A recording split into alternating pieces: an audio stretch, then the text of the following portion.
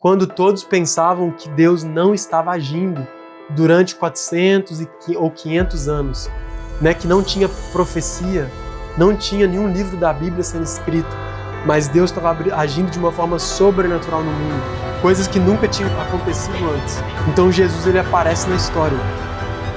E ele é essa esperança que os judeus queriam, que eles ansiavam. Então hoje é a nossa próxima aula, né, da nossa escola bíblica, a gente vai estar falando sobre a vinda do Messias. Na verdade, para essa riqueza da vinda do Messias, a gente vai ver um pouco sobre o contexto. O que aconteceu e o que estava acontecendo no mundo para antes da vinda do Messias. Então tem um período ali que a gente vai estar estudando um pouquinho do que aconteceu no mundo e também ao longo desse aprendizado sobre a história, né, sobre a cultura, a gente também vai estar falando um pouco sobre algumas coisas que a gente pode aprender dessas situações específicas da palavra. Então, de vez em quando eu vou tirar um versículo e falar, gente, olha que interessante, a gente pode aprender isso com essa situação. E eu quero que vocês, quem tiver com a Bíblia, pegue a sua Bíblia comigo e eu quero que você abra lá em Malaquias capítulo 4, que é o último capítulo ali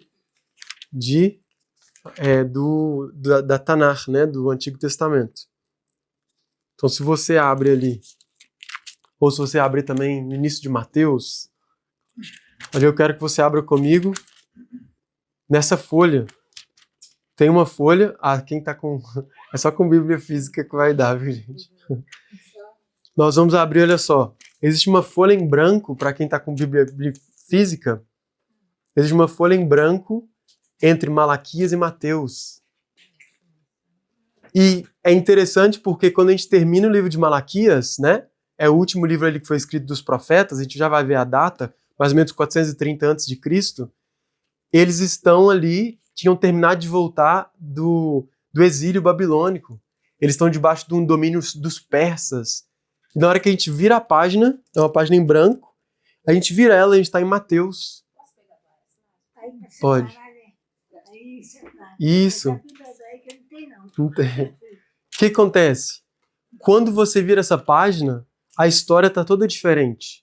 Existem fariseus, saduceus, sinagogas, os romanos.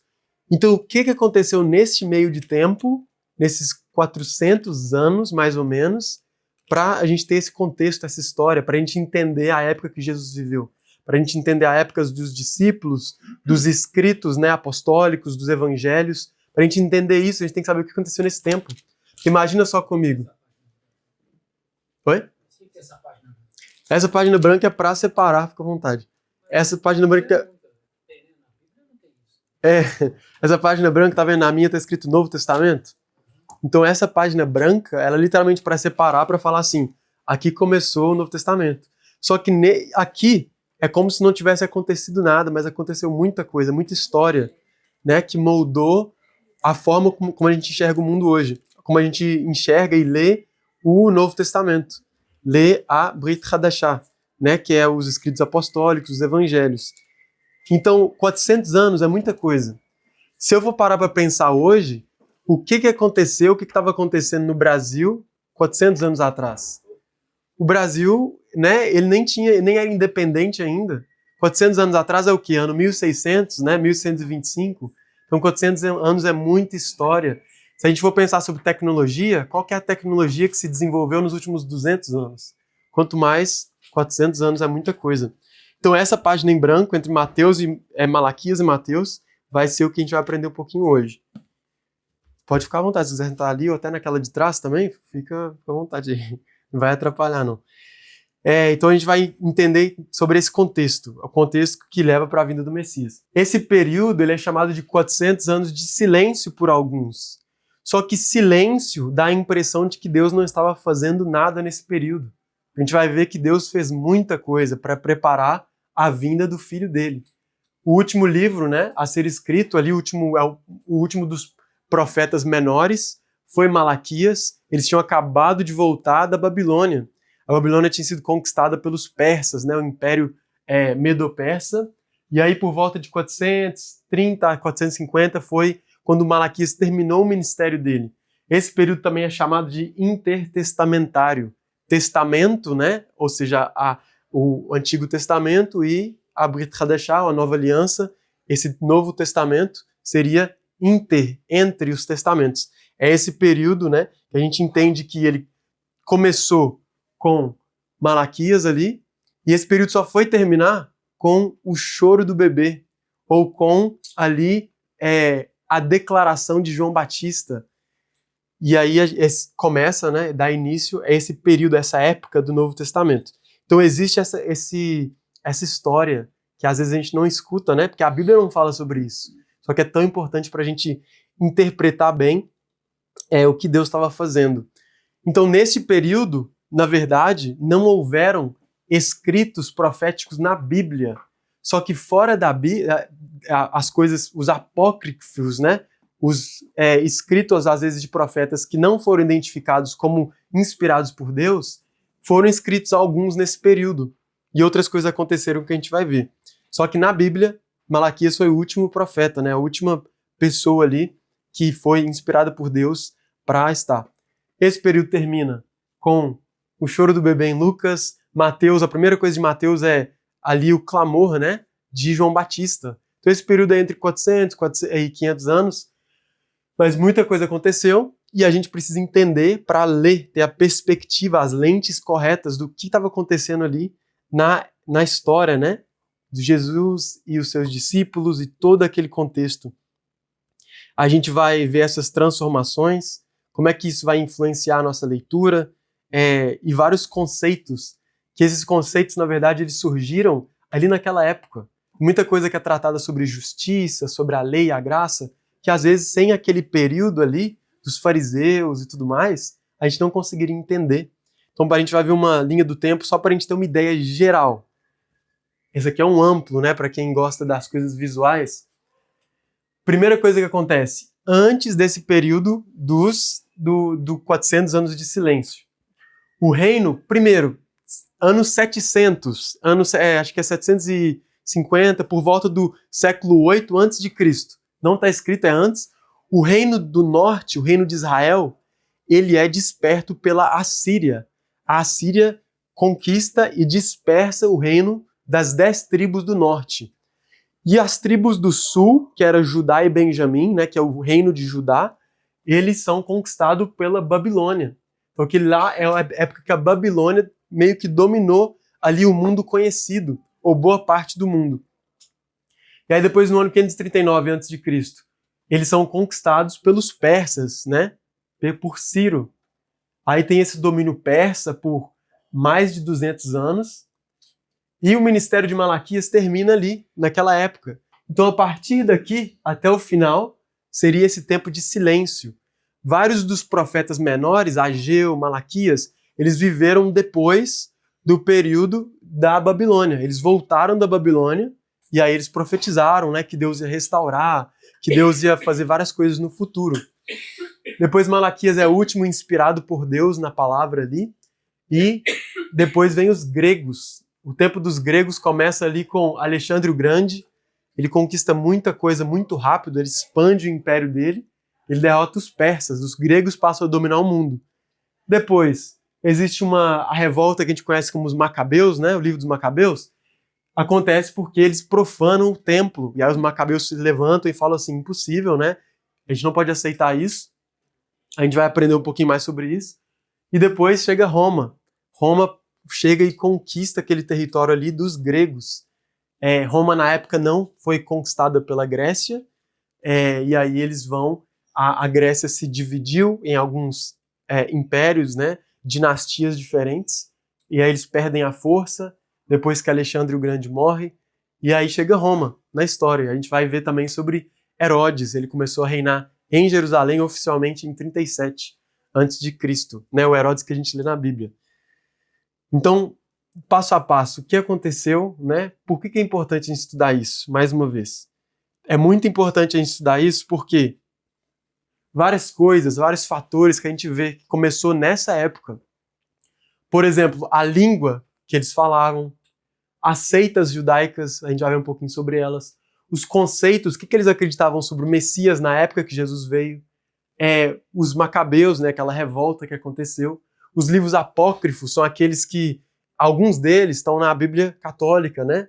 Mas o povo judeu, desde o princípio, a gente viu numa das aulas sobre a Bíblia, eles, no primeiro século, as sinagogas não entendiam aquilo ali como inspirado por Deus, mas eles foram traduzidos, porque era escritura judaica. A gente vai ver sobre muita tensão política e sobre o surgimento do Império Romano. As sinagogas, por exemplo, também surgiram nesse tempo. Não existia sinagoga antes. E tudo isso moldou, né, a forma como a gente vê a época de Jesus. Então, essa época foi o berço, o nascimento de vários conceitos, de várias coisas tão relevantes. E esse povo que esperava o Messias para vir livrar eles da opressão romana é por causa disso. Um povo que foi conquistado durante séculos. E eles viram a revolta dos macabeus de repente, né? Essa profanação do templo. Os macabeus eram judeus que se levantaram. Então eles estavam esperando o Messias que fosse melhor do que os macabeus, né? Fosse trazer vitória, tirar eles da opressão dos romanos. Então a gente vai ver como que o Senhor, como que a língua, né? Ela começou a ser substituída pelo aramaico, depois pelo grego. Como é que essas coisas foram se formando? Então, para a gente começar, a gente vai ver essa frase aqui, ó. Estudar o período intertestamentário, esse período de 400 anos, entre os testamentos, é como acender a luz sobre o pano de fundo dos evangelhos e escritos apostólicos. É como você trazer vida. Porque a gente vira a página de Malaquias e Mateus, a gente não sabe o que está acontecendo. De onde que veio esses romanos, gente? O que está acontecendo? Pode falar, já. De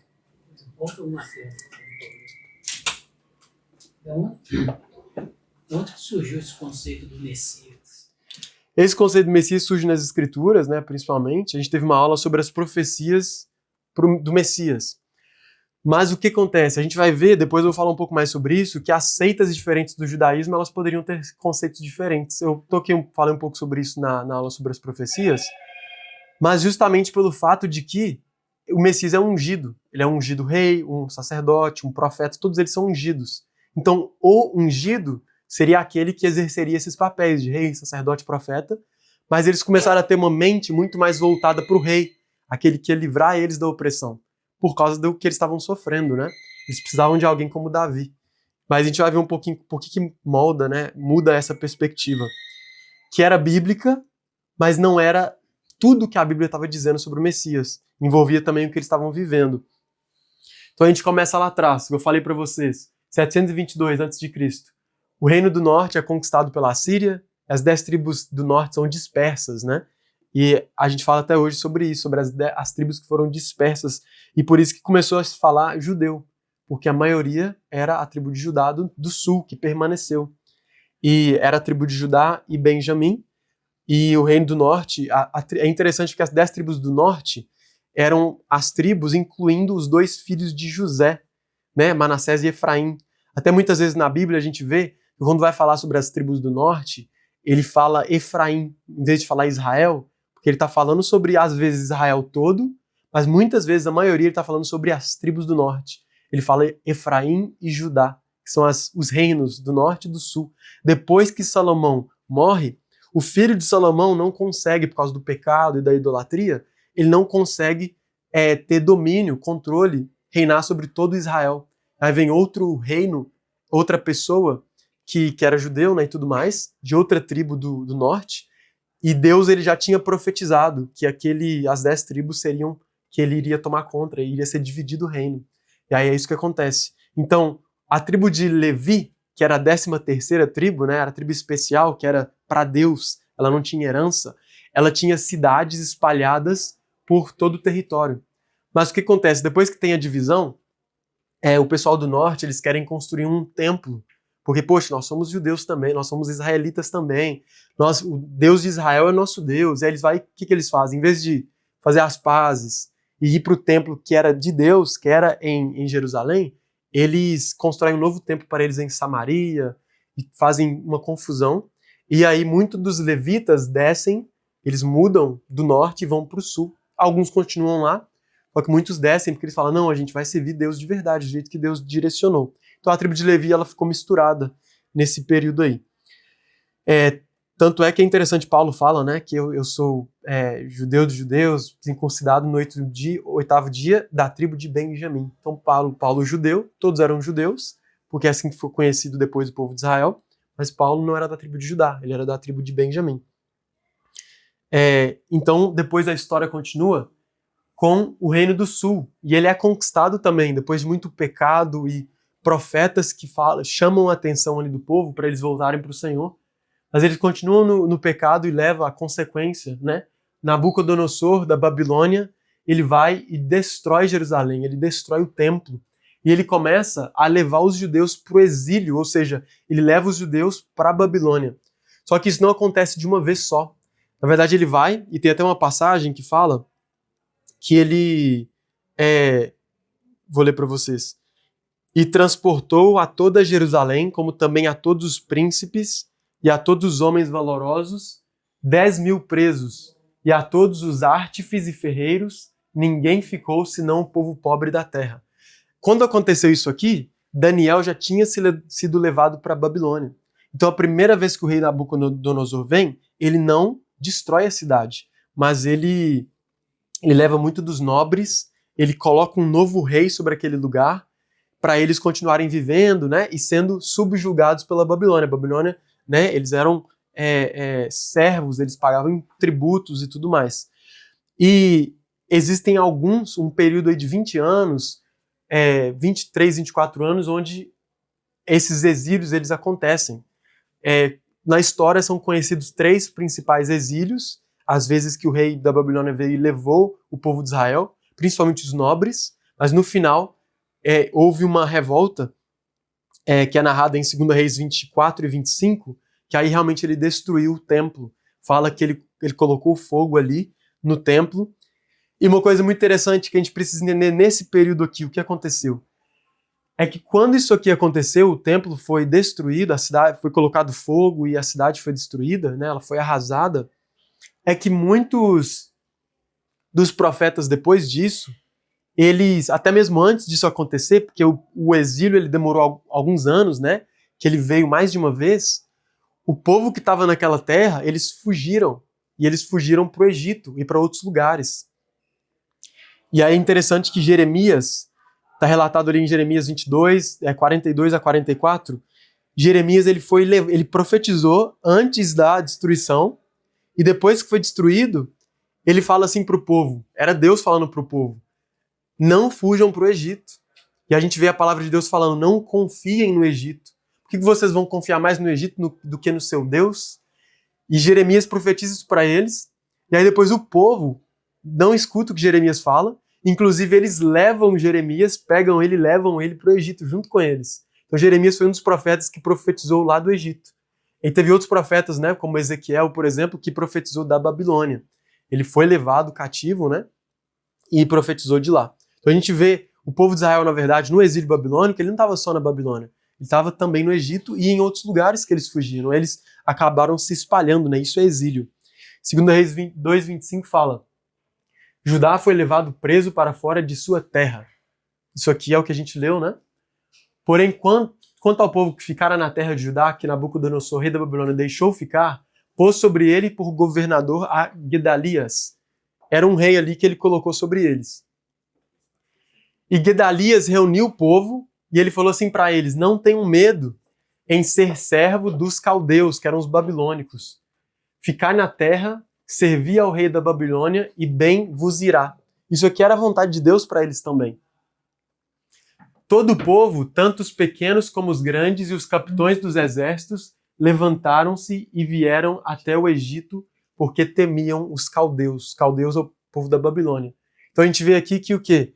O povo já tinha sido levado cativo, tinha muito povo na terra ainda, né? Que depois foram feitos capitães e quando fala pequenos como grandes, está falando principalmente daqueles que eram de nome, de relevância e outros que não, né? Pode ser de crianças e adultos também, mas a primeira interpretação era mais lógica, mais comum. E aí eles fogem para o Egito. A gente vê então que muitas pessoas fogem para o Egito e eles estabelecem várias comunidades em algumas cidades do Egito. E com o tempo, uma das comunidades que a gente vai ver, depois que a Grécia entra, é a comunidade de Alexandria, que passou a ser a maior cidade judaica do mundo naquela época. Então muitos judeus, inclusive alguma coisa que a gente vai ver aqui agora, acontece por causa disso. Então o que acontece? Depois que eles voltam do exílio, os profetas começam a profetizar para o povo que Deus iria fazer uma nova aliança, né? Jeremias 31. Ele começa a profetizar para o povo que Deus ia trazer uma restauração, que ele ia ser com eles, que ele ia livrar eles da opressão. Eles começam a profetizar para o futuro. E eles, né, tinham quebrado essa aliança com Deus, e Deus fala assim com eles: vou colocar minha Torá dentro deles e escrevê-la em seus corações. Isso está em Jeremias 31.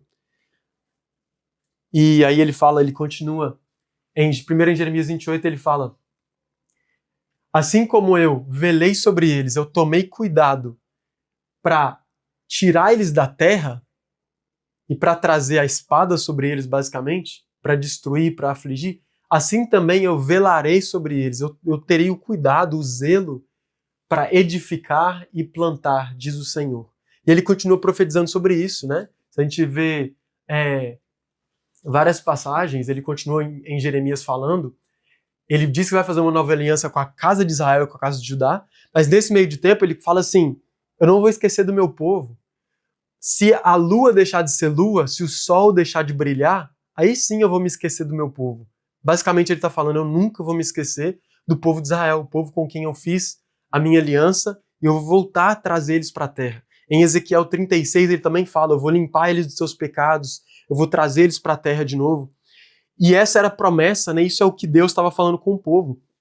Apesar deles, no versículo 32 ele fala assim: apesar deles terem invalidado a minha aliança, mesmo quando eu despojei eles quebraram, né, o meu pacto, eu ainda assim vou pôr a minha lei no seu interior e a escreverei no seu coração. Versículo 33.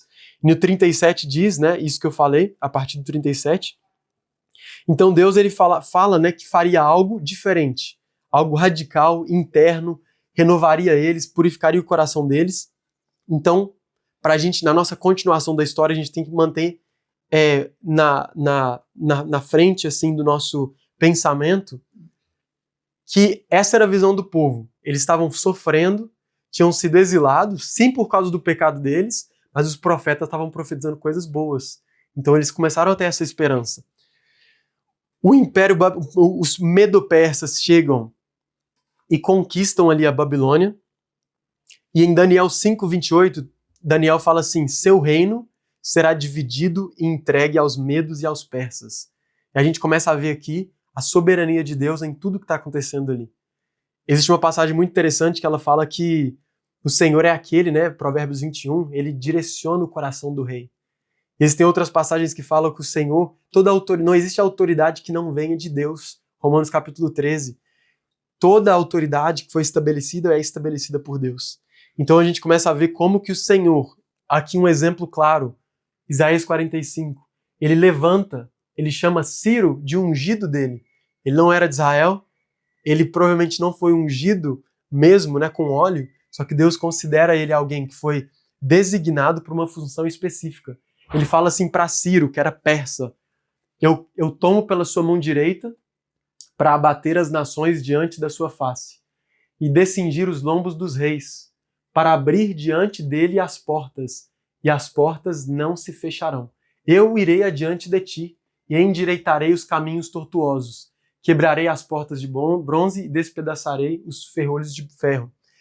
Ele continua nessa passagem falando assim: mesmo que você, Ciro, não saiba que sou eu quem faço isso. E depois é claro que Ciro, né, tem os seus erros também, mas a primeira coisa que Ciro faz, logo depois que ele conquista a Babilônia, é que ele libera o povo judeu para voltar de volta para a terra. E aí depois, né, a gente lê a história ali de Neemias e Esdras, e que Ciro dá até mesmo os recursos para eles voltarem e reconstruírem o templo, a cidade de Jerusalém. Então Deus estava por trás disso, é Deus quem faz essas coisas. Provérbios 21 fala exatamente assim: como ribeiros de águas, assim é o coração do rei na mão do Senhor. A tudo quanto quer o inclina. Deus é aquele que direciona a história através desses 400 anos que a gente está vendo. Então, depois, né, o rei da Pérsia conquista ali a Babilônia, E neste ano, foi um ano provavelmente seguinte, eles já começam a reconstrução do templo. Quando eles começam a reconstruir o templo, eles terminam ali, né, depois de anos, o povo de Israel começa a ver que não era daquele jeito que os profetas tinham falado para eles. Os profetas estavam falando sobre o templo e sobre essa glória que voltaria para Israel, né, sobre essa restauração. Só que aí tem uma passagem que diz que eles, vou ler aqui para vocês, Esdras 3:12. Muitos dos sacerdotes, dos levitas e dos outros chefes de família mais velhos, que tinham visto o primeiro templo, choraram alto quando viram os alicerces do novo templo. Outros tantos, porém, gritavam de alegria, porque eles começaram a ver que não era tudo isso que os profetas tinham falado. Eles choraram justamente porque o primeiro templo era magnífico, cheio de ouro, né? Cheio de glória. O segundo templo para eles era uma casinha. Era uma coisa, tipo assim, muito menos do que as grandes profecias dos profetas. Então eles começam a ter esse questionamento. Então o povo judeu, a partir deste momento na história, a gente tem que lembrar que eles estão espalhados pelo mundo, eles estão passando por tensão política, sofrendo tributos, impostos, e eles agora estão decepcionados, porque eles ainda estão esperando uma restauração para Israel, porque isso aqui não é a restauração que eles tanto esperavam. É claro que tem outros profetas, acho que é em Ageu capítulo 2, se não me engano, fala assim, que a glória dessa casa será maior do que a primeira. E como messiânicos, nós devemos saber que a glória da primeira casa, dessa casa ser maior do que a primeira, tem muito mais a ver, que a palavra fala que o Senhor, o Rei da Glória, ele entraria pelas essas portas. Quando fala da porta leste, a porta dourada hoje em dia, aquela porta lá em Jerusalém que está pro Monte das Oliveiras, ele entraria por aquelas portas. Então a glória dessa casa seria a glória dele, né? Do Senhor entrando ali, e não a glória da casa, da construção e tudo mais. A gente continua então a história, longos anos depois, né? O povo de Israel está tentando se restaurar ali na terra de Israel, muitos deles ainda estão no Egito, muitos deles não voltaram da Babilônia, muitos deles ficaram na Babilônia. Por exemplo, Daniel, ele não voltou da Babilônia. Daniel, ele morreu, ele intercedeu pela profecia, ele morreu provavelmente com seus 80 anos, 80 e alguma coisa, ele não voltou. Mas aí vem alguém que mudou a história do mundo, Alexandre o Grande. Esses reinos que a gente viu, eles dominaram boa parte do mundo conhecido. Alexandre o Grande é aquele que é considerado que dominou o mundo conhecido da época dele. Ele realmente, a conquista dele foi muito rápida. Ele conquistou a Pérsia, né? Já tinha outro rei sobre a Pérsia. Logo depois ele conquista o Egito. E aí ele funda a cidade de Alexandria. Já tinham muitos judeus lá. O reino, né, depois de Alexandre, continua com essa liberdade religiosa. Então os judeus lá na Alexandria, eles começam a ter prosperidade, né? Eles começam eles continuam, né, expandindo a religião, o judaísmo, que começa a ser conhecido, né? As sinagogas começam a surgir, porque na verdade as sinagogas elas surgem depois que o primeiro templo é destruído e eles vão para a Babilônia. O povo começa a ver a necessidade de ter um lugar para eles se reunirem. Então a sinagoga ela surge como uma instituição, um lugar para eles se reunirem como comunidade, para ter as suas práticas religiosas e para manter sua cultura. Então nessa época as sinagogas já estão se espalhando na terra de Israel, no Egito. Inclusive uma história estranha, né, que as cidades do Egito, eles até constroem algo que eles chamam do seu próprio templo. Então tem alguma, né, corrupção, desvirtuação ali do povo de Israel que está no Egito. Mas basicamente Alexandre o Grande chega e ele começa a espalhar uma coisa incrível que é a língua do grego. E o grego começa a se espalhar muito rápido. Existe um processo acontecendo que a gente chama o processo de helenização. Helenização é se tornar grego. Cultura, língua, tradições. Então ele começa a espalhar isso por todo o império dele. E existe, né, relatos de que o grego ele começa a ser falado em lugares como, por exemplo, desde a Índia até a África e até a Grã-Bretanha, tipo assim, lugares muito longe, com o tempo, eles começam a ter influências e passa a ser, né, pela primeira vez, uma língua quase que universal. Uma coisa interessante para a gente observar também é que, ao mesmo tempo, nessa época, né, depois disso, que o povo de Israel ali, durante séculos, eles começam a falar o grego lá no Egito, porque Alexandre o Grande conquista o Egito, o povo de Israel que veio estava na Babilônia, eles começam a falar o aramaico, que era a língua dos babilônicos, né? E o aramaico ele é mais parecido com o hebraico, né?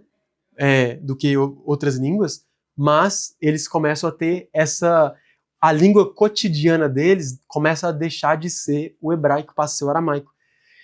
Inclusive alguns livros, por exemplo, o livro de Daniel, e partes dali do Tanar, da Bíblia hebraica, eles foram escritos em aramaico, porque era a língua que Daniel falava, e era a língua que ele escreveu para deixar registrado, né, as profecias e o que Deus estava falando. Então esse império, Alexandre o Grande cresceu ali aos pés de filósofos, né, gregos, né, e Aristóteles foi um exemplo, foi quem ele cresceu ali, mas homens, por exemplo, como Homero, Platão, que moldaram até mesmo a perspectiva de mundo que a gente tem muitas das vezes na sociedade moderna, na sociedade ocidental, foi por causa de Alexandre. Então Alexandre, na verdade, ele era ali do Império Macedônico, ele era grego, e depois, eu vou mostrar só para vocês como é que a língua grega começou a se espalhar. Isso aqui é um pouco da influência da língua grega ali, nos séculos antes de Jesus. Isso aqui, na verdade, o mais escuro mostra mais influente, ou quanto que o grego era mais comumente falado. O que acontece com o grego é que ele começa a se misturar com as línguas que o povo das outras nações falam. Então, o grego, que era uma língua até então muito avançada, né, muito eloquente, que você poderia se expressar muito bem, até aquela época era uma língua muito avançada, ele começa a se misturar, e aí surge o que a gente chama de grego comum, né, que o termo técnico é o grego koiné. O koiné é a língua ali que depois é escrito, que a gente vai ver que é a Septuaginta, que é a tradução das escrituras judaicas para o grego. Então o grego ele se espalha. Depois, mesmo que Roma, existe aquela frase, né, mesmo que Roma conquistou a Grécia conquistou Roma culturalmente. Quando Roma conquista a Grécia, a cultura grega que ainda assim se espalhou e continuava se espalhando. Então Roma usou disso, né, para continuar mantendo a ordem ali no seu império, usou isso a favor deles, a língua do grego e tudo mais. Então ali, pela primeira vez, nessa época, lá no Egito, deixa eu ver se eu já passei essa parte, só para mim não errar. O que acontece é que depois a gente vai ver, eu não cheguei lá ainda não, mas depois que Alexandre o Grande morre, o império dele se divide, a gente vai ver essa divisão. Mas aí a pessoa, o governador ali, o general de Alexandre o Grande, que está dominando o Egito, ele é um cara que ele dá liberdade religiosa. E ele vai e pede para que, de acordo com a tradição, o Tanar, né, as escrituras hebraicas, elas sejam traduzidas. Então essa é a primeira vez que as escrituras hebraicas são traduzidas para uma língua proeminente que não é o hebraico. Ela é traduzida para que as pessoas tenham acesso às escrituras. A gente vê aqui brevemente, isso aqui é um pouco da influência do domínio dos gregos.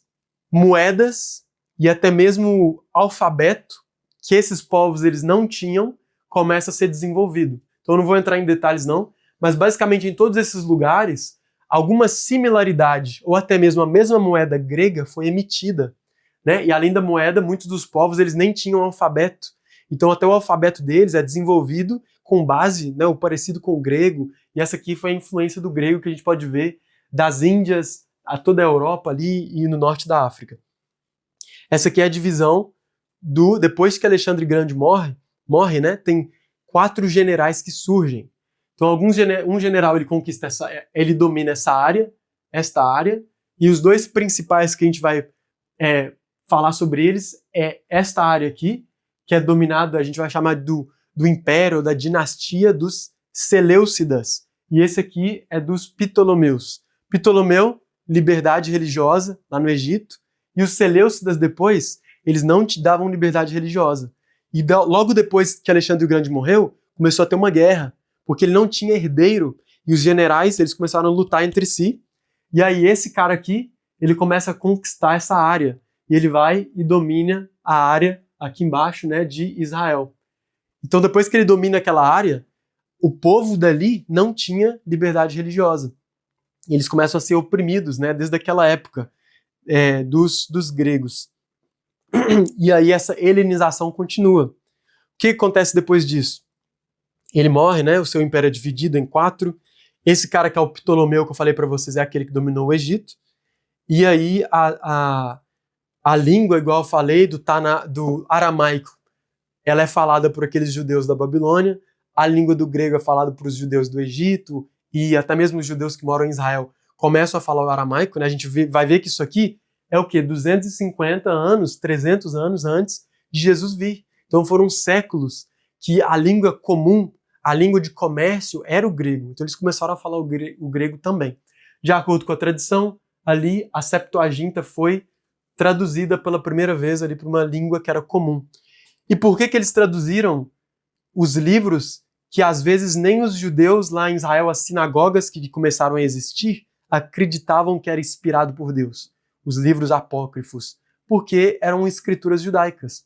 E o grego dava acesso, né, àquelas escrituras. É interessante que existe algum debate até mesmo quando Jesus cita algumas passagens, por exemplo, em Lucas capítulo 4, ele cita a passagem de Isaías 61, e ele fala assim: o Espírito do Senhor está sobre mim. E há debate, se você for analisar o texto, parece que Jesus citou da Septuaginta, que era a versão grega, que já estava sendo difundida, né, no meio dos judeus, e ele não citou do texto original hebraico, né, o texto que depois, hoje em dia, ele é conhecido como texto massorético, que é o texto padrão hoje para o judaísmo, que é o texto das escrituras hebraicas. Porque Jesus ele cita um trecho, né, que fala assim: e darei vista aos cegos. Né, o Espírito do Senhor está sobre mim, que me ungiu para proclamar o evangelho aos pobres, para libertar os cativos. E aí ele fala assim: e para dar vista aos cegos. Esse texto, ele estava na Septuaginta, essa frase, mas ele não é encontrado nas escrituras hebraicas. Então, é claro que Jesus, ele também, existem outras passagens que Jesus cita da Bíblia que parece muito mais com as escrituras hebraicas do que com a Septuaginta. Só que provavelmente Jesus ele conhecia o grego, né? Pelo menos o básico, senão ele sabia falar o grego, porque era a língua comum ali na época. Então ali na época de Jesus eles falavam o aramaico, ele provavelmente conhecia o básico do grego, mas o hebraico era uma língua usada nas sinagogas, era usada quando você fosse ensinar. Você citava da Torá no hebraico, só que você explicava em aramaico, que era a língua comum. Não eram todos ali que sabiam, né, o hebraico para saber entender a palavra. Por isso que tem essas línguas diferentes. No ano 167, uma coisa muito importante acontece. A Guerra dos Macabeus acontece. E isso traz unidade para os judeus. Eu já vou explicar por quê. O que acontece? Eles estavam debaixo do domínio desses caras, os Seleucidas, que eram gregos. Era um dos generais de Alexandre o Grande, depois que ele morreu. Esses caras, eles não davam liberdade religiosa. E muitos dos judeus, eles estavam aproveitando, tipo assim, eles se deixavam ser helenizados, ou seja, eles se deixavam se tornar gregos, e outros resistiam, não queriam isso. E o que acontece é que um cara chamado Antíoco Epifânio, ele, além de tudo que está acontecendo, ele vai no templo de Jerusalém e ele declara que aquele templo tem que ser dedicado a Zeus. Ele coloca uma estátua de Zeus ali e ele sacrifica um porco sobre o altar. E aí, é aí que surge os Macabeus. Aí foi Matatias Macabeu, ele se revolta, ele mata um guarda ali dessa dinastia, um guarda grego, e aí os filhos dele começam, né, essa revolta. O primeiro líder desse movimento foi Judas Matatias, que era filho desse cara, e aí Macabeu literalmente significa martelo, e eles são esses que são conhecidos como aqueles que mesmo com essas táticas de guerrilha, né, eles juntaram um povo suficiente para expulsar os gregos que estavam dominando Israel. Até que eles declaram independência. Eles continuam com guerra durante muitos anos, e é por isso, por causa de quando eles rededicam o templo, eles começam a celebrar a festa de Hanukkah. Hanukkah é basicamente a festa que eles tinham azeite. Quando eles voltam para o templo, limpam o templo, eles têm que fazer o azeite específico para acender o candelabro, que era um azeite especial. E aí eles tinham luz só para acender o azeite por um dia, e aí Deus faz o milagre e o azeite dura por 7 dias, que era o tempo, né, que durava para fazer o azeite novo. Então, eles acendem a luz do candelabro no templo, só tinha azeite para durar um dia essa luz queimando, e aí ela dura por mais dias, por uma semana, até que o novo azeite é feito. A Hanukkah é celebrado por aquela Hanukkah. Hanukkah é aquele candelabro com 9 pontas, ao invés dos 7 pontas, por causa dessa celebração dessa festa. Eles lutam durante muitos anos, e depois em 142 a.C., eles estabelecem um Estado judeu, que é um Estado, na verdade, que é liderado pelos macabeus, e também é chamado de essa dinastia, ou esse Estado independente Hasmoneu. Hasmoneu é o nome que é dado para esse tempo aí. Isso durou quase 100 anos, a gente vai ver o que aconteceu depois, né? Até que Roma chegou. Mas o que aconteceu é que os líderes desse Império Hasmoneu, eles começaram, primeiro, antes disso, muitos dos judeus que estavam fora de Israel começaram a voltar para Israel quando começou a ter essa guerra, porque eles viram, né, poxa, o povo judeu está se rebelando contra os gregos, nós vamos ser independentes, então eles voltaram de outros lugares para ajudar Israel. Então muitas pessoas também voltaram nessa época. Mas o que acontece depois que eles viram independentes é que o sacerdote, ele passa a ser o líder político também. Então meio que o rei, ele era o sacerdote. Então os primeiros reis foram os macabeus, né, o primeiro sacerdote dessa linhagem aí dos líderes. E depois outros líderes acontecem. Mas o que acontece é que o sacerdócio ele começa a ser corrompido, começa a ser uma coisa banalizada. Eles começam muitos mesmo, até mesmo muitos dos líderes, eles começam a aceitar muitas coisas gregas. E aí, muitos dos judeus, eles esperam ainda essa restauração que Deus falou através dos profetas. Mesmo com o templo sendo reconstruído, mesmo com isso aqui acontecendo, eles ainda esperam a restauração do reino a Israel, né? O reino de Davi, e também a restauração espiritual ali do templo e de tudo. Então existia muito pecado, começou a haver muita corrupção, e eles ainda esperavam esse Espírito de Deus que restauraria as coisas.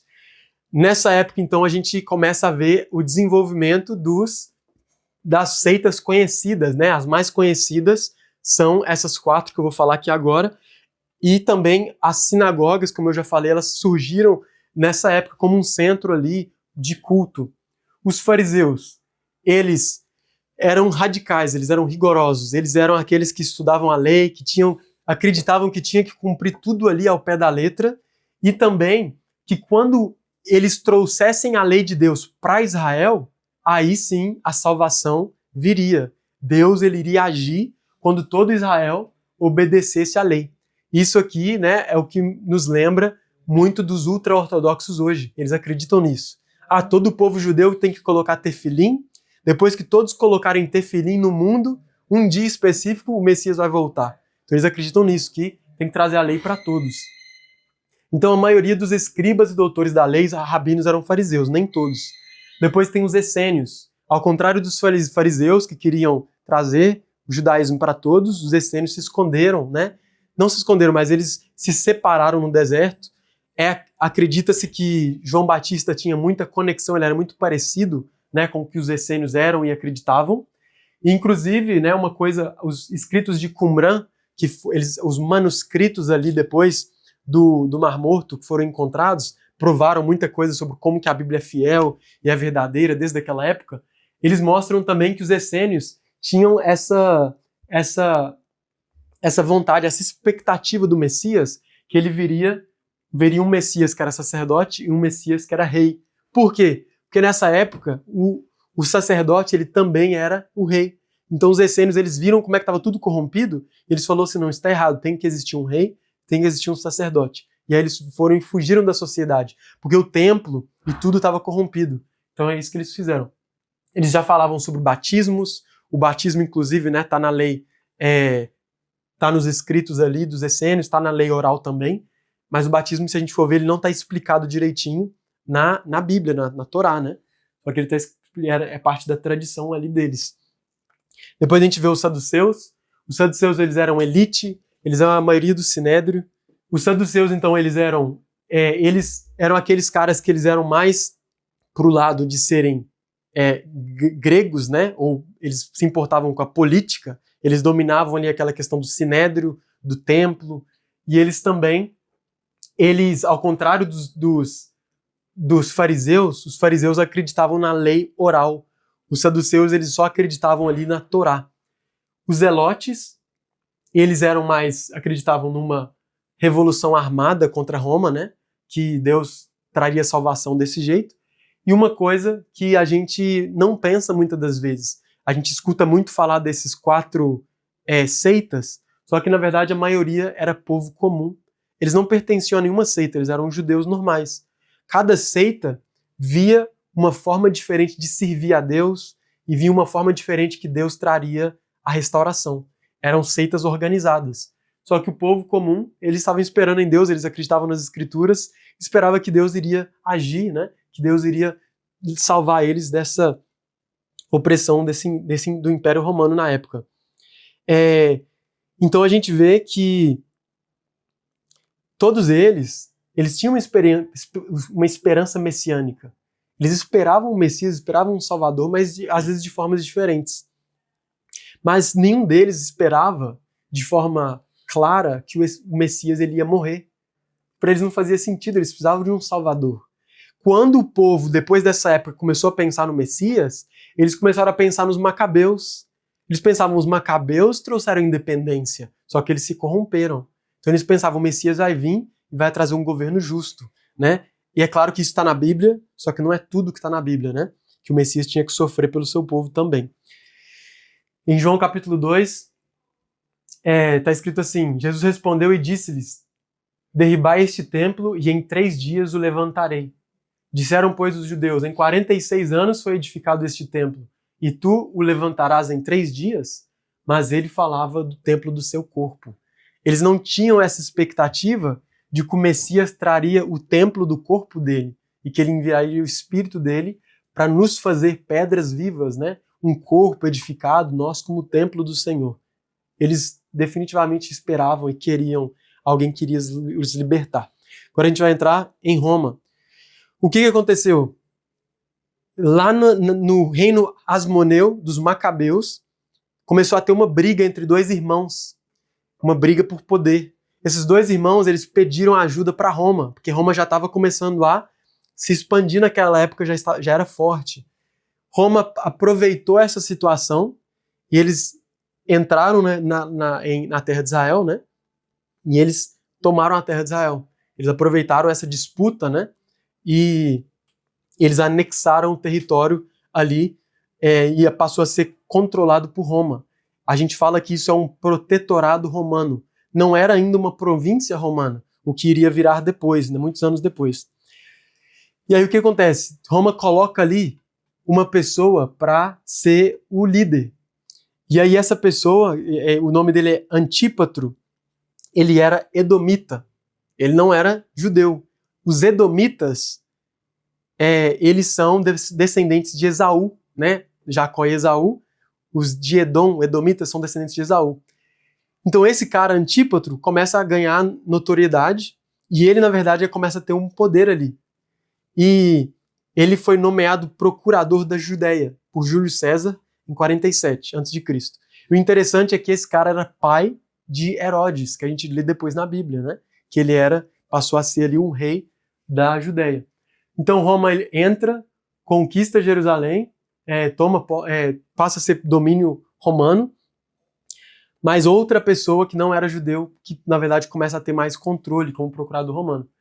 o que acontece é que no ano 40, depois que o pai de Herodes ali estava tendo controle como procurador romano, o Império Parta invade a Judéia e ele coloca outra pessoa que era judeu, da linhagem daqueles macabeus, no poder. E aí Herodes, né, que era filho de Antípatro, ele era filho do procurador lá, ele foge para Roma. E aí o Senado romano declara que Herodes nomeia ele rei dos judeus. E aí quando Herodes volta, ele volta com poder, né, com apoio militar romano, e ele toma Jerusalém. Então a partir do ano 37 a.C. é que Herodes é rei daquela região, rei da Judéia, e o Roma passa a ter mais controle ali sobre aquele território. E é claro que Herodes ele continua reinando até a morte dele, né? Que foi logo depois do nascimento de Jesus, de acordo com o Evangelho, e depois no ano 6 depois de Cristo, só por curiosidade, é que a Judéia passa a ser oficialmente uma província romana. Até então, Herodes, ele era um rei vassalo, ele era submetido a Roma, ele pagava tributos, né, pesados para Roma, mas ele ali que reinava, mas ele não era judeu. Então ele tinha os seus interesses também, ele era edomita, e ele estava aí nesse meio termo aí. Roma podia confiar nele. E o que Herodes faz? Ele começa a ter várias construções impressionantes, né? Ele constrói Massada, ele constrói o porto de Cesareia. Herodes, ele começa a reformar o templo. Peraí, os judeus estão querendo um templo melhor? Não é o que eles esperavam? Ele começa a expandir e fazer uma reforma no templo. Então, na época de Jesus, a gente lê ali sobre lugares no templo, na verdade, que foram...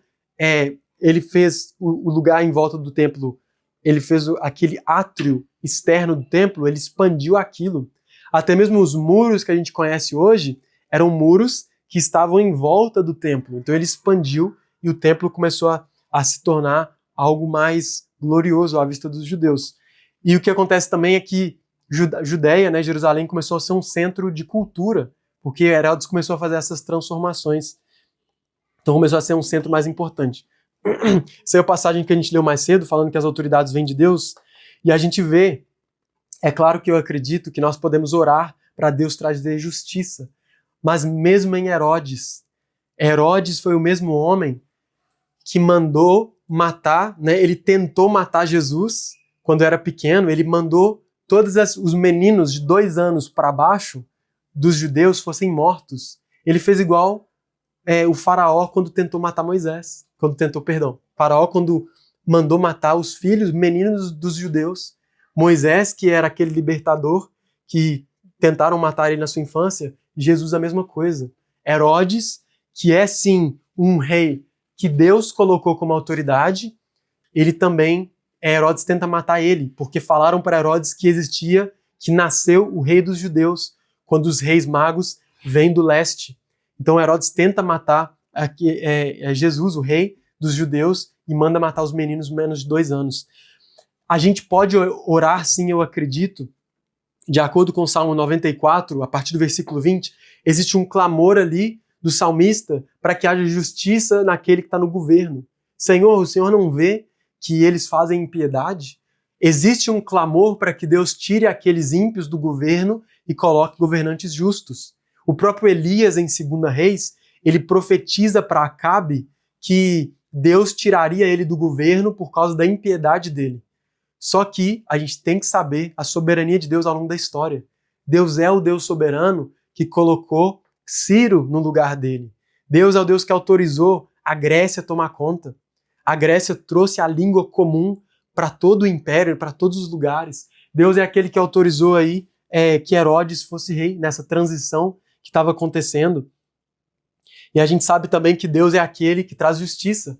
Igual está escrito em Atos capítulo 12, Herodes dá um discurso e aí o povo fala, voz de Deus e não de homem. E no mesmo instante feriu o anjo do Senhor porque não deu glória a Deus. E, comido de bichos, expirou. É Deus que pode trazer a justiça sobrenatural. Ele usa pessoas, ele usa, né, o nosso direito, a nossa cidadania, tudo que nós podemos fazer, nossas intercessões, mas ele pode tirar governantes e ele pode matar governantes, se ele quiser. Então, outra coisa incrível, a gente está aprendendo sobre algumas coisas incríveis, né? O resumo da nossa aula, a coisa que vocês têm mais que lembrar dessa aula é que Deus, ele trouxe uma língua comum, Deus, ele usou da tradução da Septuaginta para o grego, que era uma língua para que a palavra de Deus tivesse acesso ao redor do mundo inteiro. Pela primeira vez uma língua foi tão difundida no mundo. E terceiro, houve uma revolta dos Macabeus, que todas essas discussões entre os judeus, eles tiveram que se unir para revoltar contra os gregos. Então existia uma unidade ali na terra de Israel. Muitos judeus voltaram para a terra de Israel naquela época por causa dos Macabeus. E por último, o que a gente aprende mais importante nessa aula é que as estradas romanas possibilitaram, de uma forma extraordinária, que o evangelho se espalhasse de forma incrível. Porque as estradas romanas, elas tinham postos de guarda, elas tinham estalagens que as pessoas poderiam parar para descansar. Então elas eram muito mais seguras, muito mais confiáveis, você saber onde você quer chegar. Igual tem aquele ditado popular que diz toda estrada leva a Roma.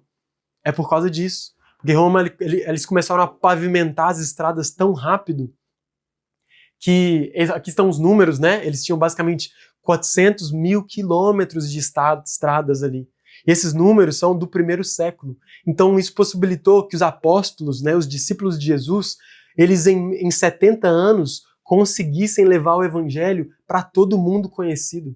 Eles se espalharam de uma maneira sobrenatural, né? Além de Paulo, que fez coisas incríveis para o reino, vários outros apóstolos também começaram a espalhar o evangelho e as estradas romanas possibilitaram isso. Já estavam sendo construídas ali por Roma, né? Antes do nascimento de Jesus, e Deus já estava orquestrando todas essas 4 coisas que eu falei. A língua do grego, tão espalhada pelo mundo, de forma, né, como nenhuma outra língua. E era uma língua também, né, sofisticada para as expressões ali. Já existia na época de Jesus a tradução para o grego. A maioria das pessoas falava grego. Existiam pessoas que falavam grego né, do leste ali da Ásia até o norte da África, na Europa. Então isso possibilitou de uma forma impressionante. Obviamente que não só os judeus, que poderiam ler no hebraico, né, a maioria deles, muitos deles, mas muitos deles falavam grego, não sabiam muito hebraico. Eles liam ali a tradução, e foi uma coisa, a Septuaginta foi muito usada ali também pela igreja primitiva, que é a tradução da Tanar, da Bíblia hebraica. A unificação dos judeus por causa dos Macabeus, por causa da revolta deles, os judeus tiveram que se unir, voltaram para a terra de Israel, muitos deles, e as estradas romanas que possibilitaram a expansão do evangelho. A Pax Romana significa a estabilidade econômica que Roma possibilitou ali no primeiro século, né, para que o evangelho se espalhasse. Pax Romana é uma paz deles que vem por meio da força, né? Eles impunham essa estabilidade econômica e paz, mas o evangelho conseguiu se espalhar de forma sobrenatural, mesmo em meio à perseguição. Quando eles começaram a perseguir a igreja frutificava e se espalhava ainda mais. Então, nesse período aí essa paz romana durou até 180 depois de Cristo, né? Depois algumas instabilidades vieram, mas o evangelho já tinha se espalhado de uma forma sobrenatural. Então a gente chega, depois de ver tudo isso, Deus agindo ao longo da história de forma sobrenatural, a gente pode ler esse versículo: mas, vindo a plenitude dos tempos, Deus enviou o seu Filho, nascido de mulher, nascido sob a lei, no tempo específico, quando todos pensavam que Deus não estava agindo durante 400 ou 500 anos, né, que não tinha profecia, não tinha nenhum livro da Bíblia sendo escrito, mas Deus estava agindo de uma forma sobrenatural no mundo, coisas que nunca tinham acontecido antes. Então Jesus, ele aparece na história. E ele é essa esperança que os judeus queriam, que eles ansiavam.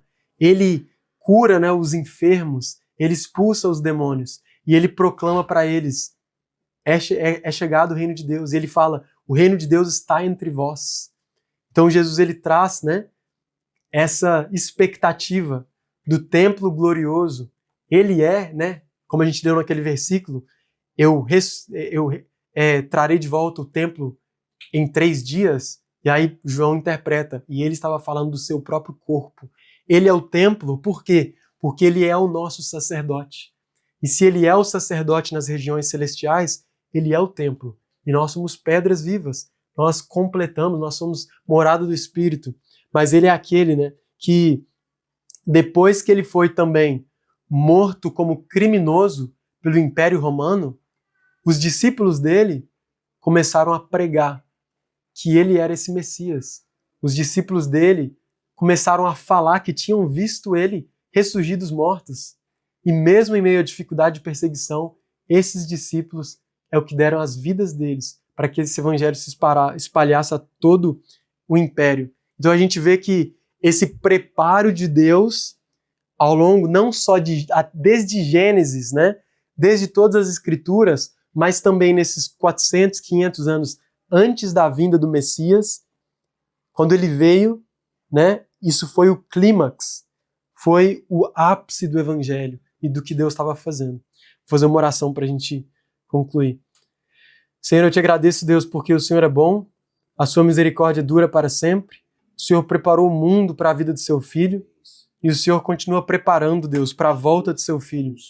E eu oro, Senhor, para que o Senhor continue, Deus, fazendo coisas sobrenaturais, colocando autoridades e governantes, tendo controle sobre todas as coisas, Senhor. E nós, ao mesmo tempo, também clamamos, Deus, para que nós vejamos a tua volta em glória, Senhor. E Deus, eu oro para que nós possamos entender, Pai, as maravilhas que o Senhor fez ao longo da história, Pai, de todas as coisas que o Senhor performou, Senhor. O Senhor é aquele Deus que direciona o coração dos reis, o Senhor é aquele que coloca e retira reis, Pai. Então, obrigado pela tua soberania. Nos dê sabedoria para entender e nos maravilharmos com todas as tuas obras. No nome de Yeshua HaMashiach. Amém.